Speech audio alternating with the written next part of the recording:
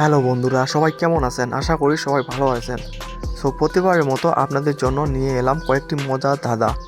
যদি উত্তরটি দিতে পারেন তাহলে 6 সেকেন্ডের মধ্যে উত্তরটি দিয়ে দেবেন এবং পরবর্তীতে আমি সঠিক উত্তরটি আপনাদের জানিয়ে দেওয়ার চেষ্টা করব এবং শেষেরটির জন্য অবশ্যই অপেক্ষা করবেন।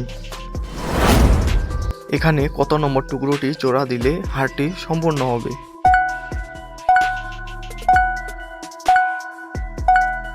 উত্তরটি হবে 13 নম্বর। পরবর্তী প্রশ্ন, মাথাটি কত নম্বর ব্যক্তির?